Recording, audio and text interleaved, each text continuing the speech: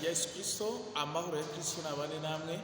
Ni Pastor Ntwarane Anastase, tugiye gusangira ijambo ry'Imana. Bahaye ikaze rero kuri channel yacu ya Face TV. Imana iguhe umugisha wowe uhisemo rwose kudukurikirana, ngusaba umugisha mu izina rya Yesu.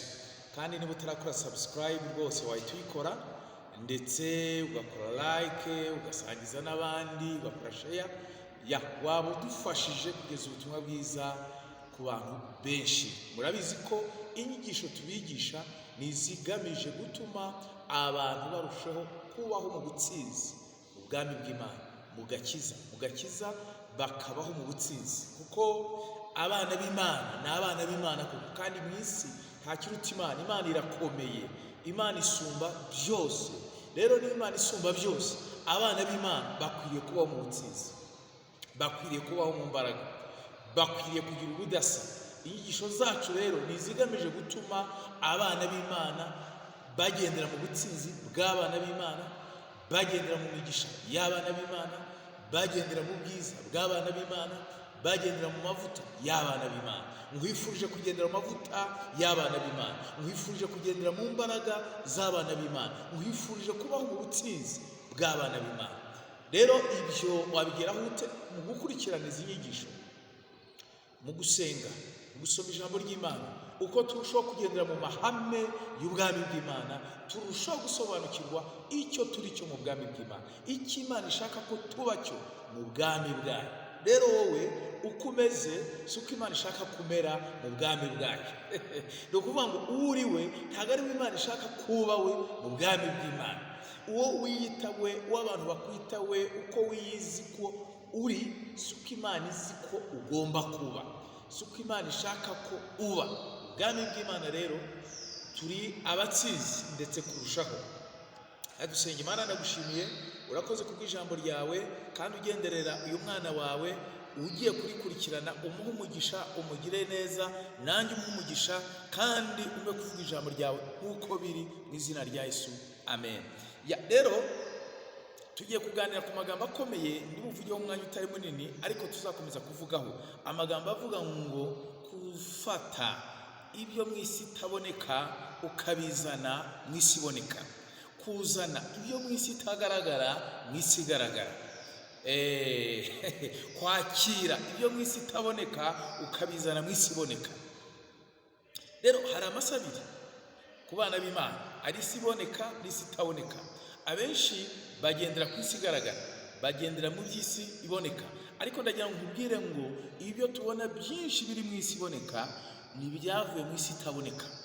Amazu mubona yuzuye, abantu mubona, ibintu mubona, imitungo myinshi, yewe n'ibimera n'iki, burya biva hatagaragara biza habona.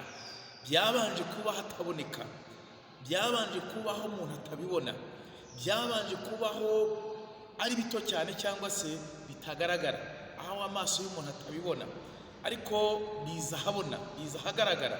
Rero abana b'Imana dukwiriye gukorera muri iyo si iboneka n'itaboneka.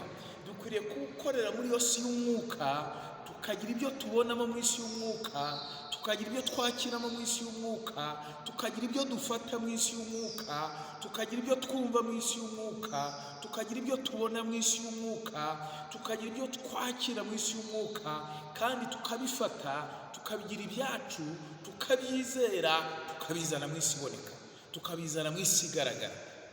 Rero hano Paul yavuze amagambo akomeye mu Efeso igice cya mbere umurongo wa 18, avuga ngo amaso y'imitima yanyu abone uko ahweza, mumenye ibyo mwiringizwa n'iyabahamagaye, mumenye n'ubutunzi bw'ubwiza bw'ibyizaraga abera, mumenye n'ubwinshi bw'imbaraga zayo butagira akagero, iziha twebwe abizeye, nk'uko imbaraga zayo z'ububasha bwayo bukomeye ziri. Uwo ni Paul aravuga ngo amaso yanyu ahweze, mumenye ibyo mu isi itaboneka, mumenye ibyo mu isi itagaragara, mumenye iby'Imana ibagambiriyeho, mumenye imbaraga z'Imana, mumenye ubutunzi bw'Imana, mumenye ubwenge bw'Imana, mumenye ububasha bw'Imana, mumenye uburinzi bw'Imana, mumenye ibyo muri iyo si itaboneka.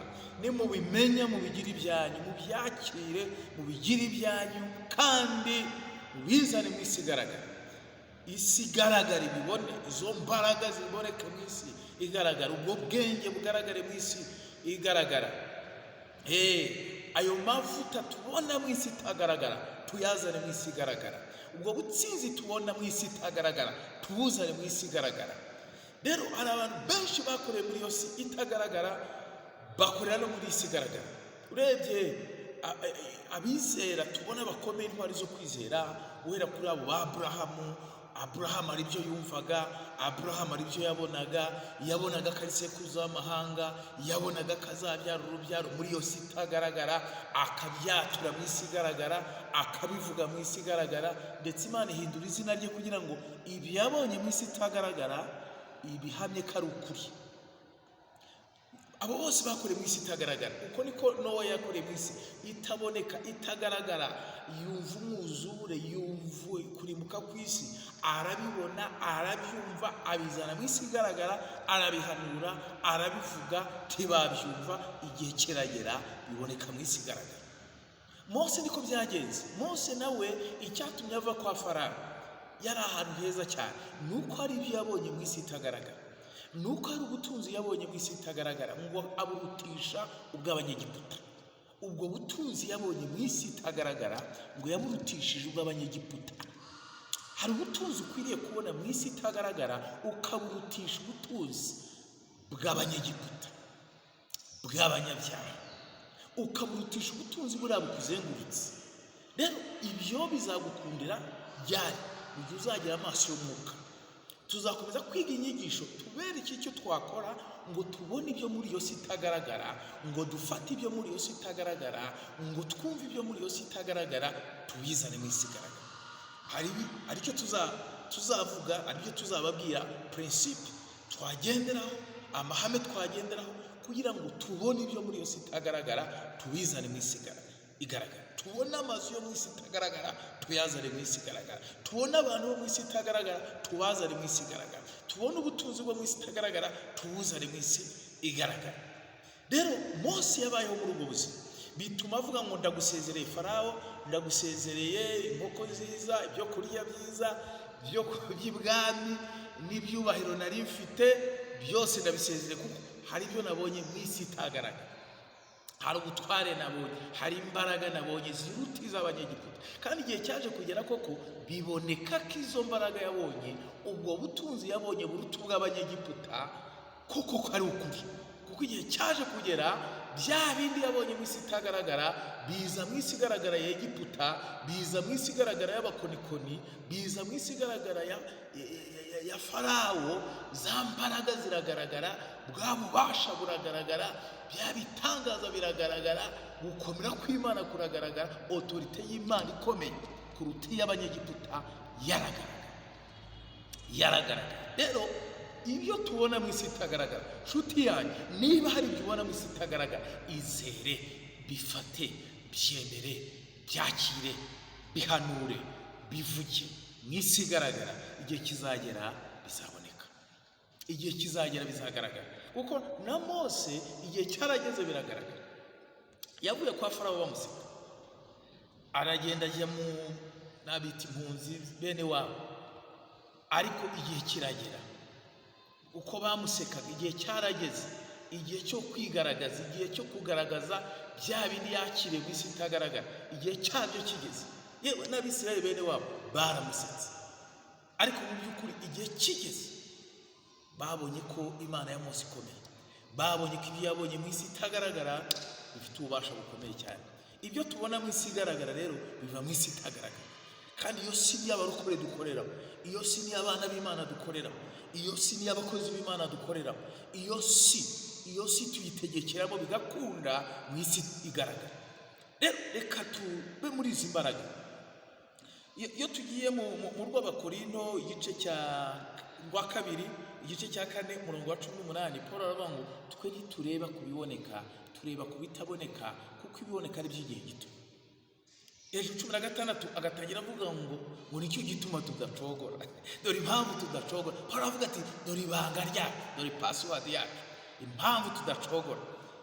Tukorera mu isi itagaragara, tugakorera no mu isi igaragara. Hari ibyo twita ku bitaboneka, ibyo rero ni ibibahe mu isi itagaragara.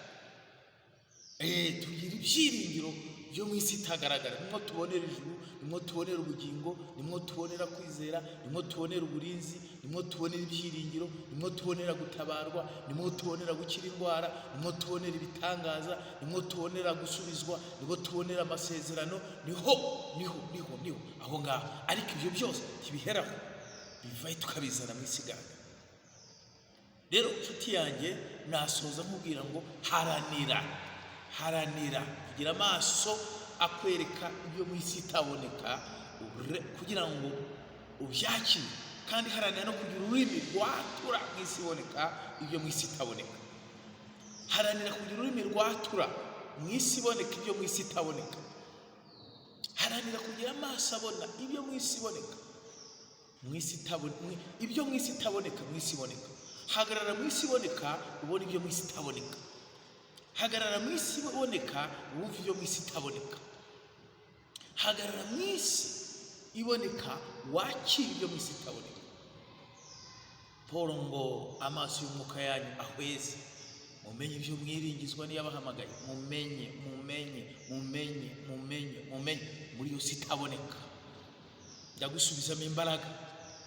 Niba urwaye mu isi itaboneka, niba urwaye ugomba gukira mu izina rya Yesu. Reka rero dusenga Imana, ngusengere wowe urwaye, wowe ushaka gukizwa, wowe ushaka kwakira izo mbaraga n'impinduka. Reka ngusengere Data mu izina rya Yesu. Ngasengera uyu mwana wawe, umurebe, ukora imirimo ikomeye, ukora ibitangaza bikomeye ku bugingo bwe mu izina rya Yesu. Umuhe amaso abona, umuhe amatwi yumva ibyo mu isi itaboneka, mu isi itagaragara, kandi amaboko yabyakire mu izina rya Yesu. Byakire mu izina rya Yesu. Bibone mu izina rya Yesu. Byumve mu izina rya Yesu.